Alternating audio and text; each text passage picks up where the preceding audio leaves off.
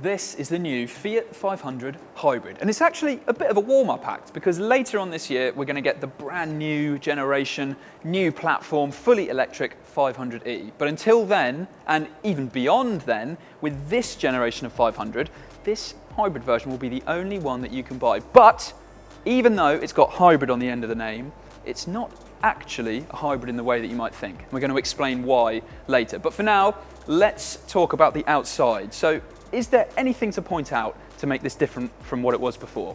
Well, there are two things. At the back and on the side, you've got these hybrid badges. But really, apart from that, the design is the same as before. And ever since this car went on sale in 2007, it became an instant icon, a huge sales success for Fiat, really transformed the brand.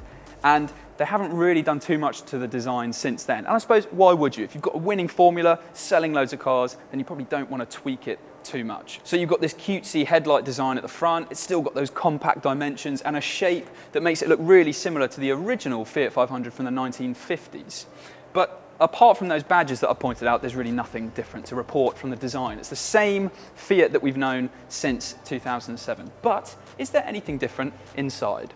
Now, we're actually in a 500C, so I'm going to move the roof back to let you get a better view of the new seats in this 500 Hybrid Launch Edition trim, because they have a kind of fancy design, and supposedly 10% of it is made from recycled sea waste.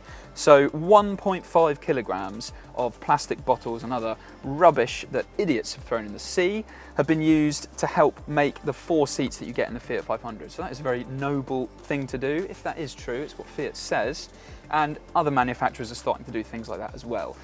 As for the rest of the interior, it's identical from what you had before. The only difference being on the digital driver display, you now have some battery specific information that it displays for you there. Otherwise, the materials used are of reasonable quality. They're not particularly plush, but neither are they offensively cheap feeling. And also what Fiat does pretty well is it allows this customization of this kind of dashboard panel here, so you can have some interesting colors there. So it helps just lift the perceived quality of the interior, whereas other rivals can feel a bit drab and dark and not very interesting. But Fiat's always managed to make its interiors at least look vaguely appealing. The buttons here, though, are starting to feel a bit old and on the cheap side, but it's good that you do have buttons to control the air conditioning and they're not lost within a very fiddly touchscreen infotainment system, because up here, this isn't very good to use. The infotainment system you get with the Fiat 500, it's got a confusing layout, these buttons are a bit small, and you do have a volume control there and something for the radio on the other side, but it still would just be so much easier if you had either bigger touchscreen shortcut buttons or physical buttons. You do, though, at least get the chance to have Apple CarPlay and Android Auto with the 500, which is very welcome. But elsewhere, these buttons actually feel pretty good quality. The space up front is okay. If you're especially tall, you're going to be pretty cramped in this city car. Space in the back really isn't much to write home about compared to its rivals. And this is only available as a 3-door, which might mean that it looks cool, but makes getting in and out of the back particularly awkward. And the boot, well, that is absolutely tiny compared to its rivals as well. But how is this car on the road? Okay, so now we are in central Bologna testing the Fiat 500 Hybrid and how it drives. So the first thing you notice when you get in this car is the driving position, because for a city car, you do sit very high. So you have this kind of bus driver driving position with this, what feels like a massive steering wheel with this huge bit in the middle and a kind of awkward placement for the pedals too. So it just means that you've got a relatively uncomfortable angle for your feet, especially for the clutch. So that isn't brilliant, but one good thing about the driving position is this gearbox down here, because it's pretty high up on the dashboard and it just means it's within very easy reach when you need to change gears. So that is good. And the gearbox itself, I actually quite like too, because in some other city cars, they have manual gearboxes that are incredibly slick and quick shifting. But the problem with that is they feel kind of slippery. So if you're doing an enthusiastic gear change, it feels like you're going to throw it through the dashboard or something. But on the Fiat 500, the shifts are more deliberate, mechanical feeling. So I actually quite like that. Now, we're on cobbled streets right now, as you can probably hear from my voice. And the suspension is coping relatively well with it, but it doesn't have the kind of sophisticated ride that you get from other city cars. But I mean, we're talking about a very old car now. So the Fiat 500 was reimagined and released in 2007, but the platform that it's based on actually goes back to when the Fiat Panda was released in 2003.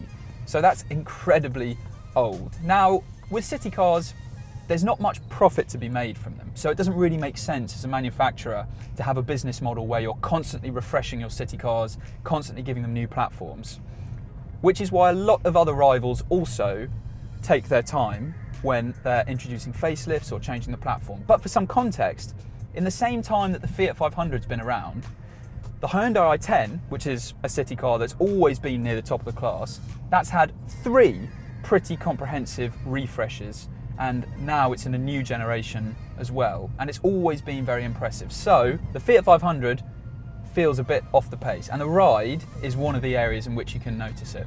But we're in town, obviously in Italy as well, so the very, very most natural of habitats for the Fiat 500, and it's fine. There's nothing that really makes it very uncomfortable or awful in any respect, but it's just that the other better rivals in this class that all cost similar money do everything better. It doesn't excel in the way that you'd be hoping it for.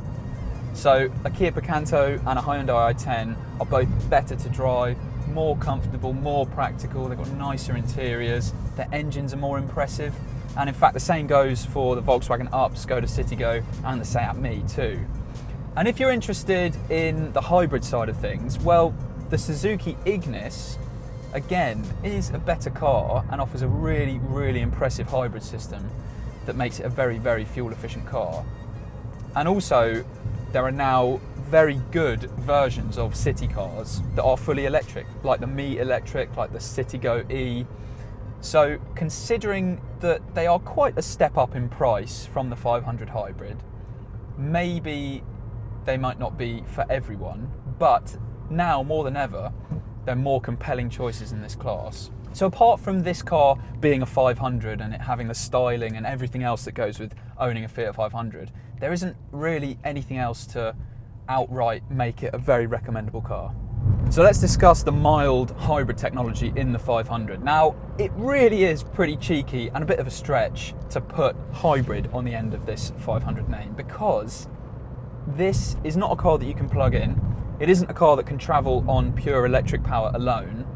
All it is a tiny electric motor and a minuscule lithium-ion battery that together store up energy when the car is braking or decelerating to then use again when it's accelerating. So all of that helps slightly improve performance, fuel economy and reduce CO2 emissions. So all pretty useful things, not necessarily to be sniffed at, but can you really call this a hybrid?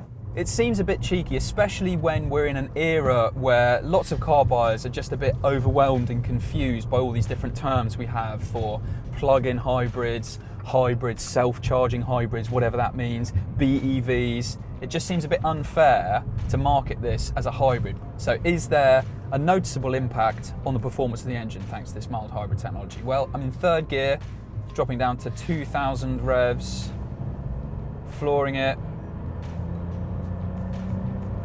The full 69 brake horsepower, really the acceleration never feels urgent. It feels pretty gutless.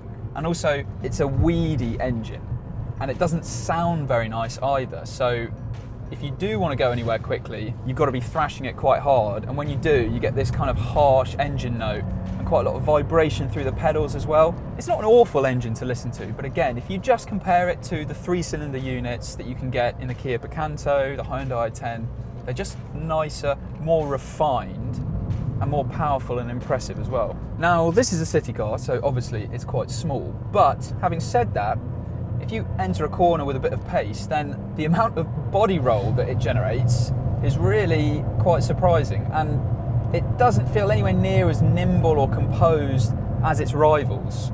It doesn't have the feeling of agility. The steering, it's okay, it's not very communicative, but the weighting of it isn't necessarily an issue. It's also got this handy button down here which you can put in city mode, which is basically massively lightens the steering, so it takes all of the weight out of it so that it makes parking a lot easier, but you definitely don't want to turn that on when you're driving normally because it feels really very strange.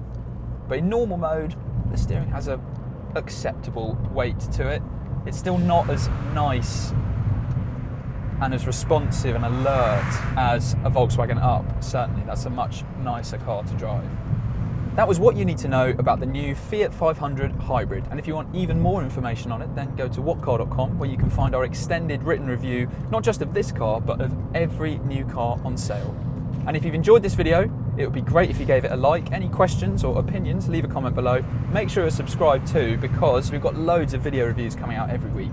And if you want to buy a new car, then we can save you an average of £3,000 on whatcar.com right now.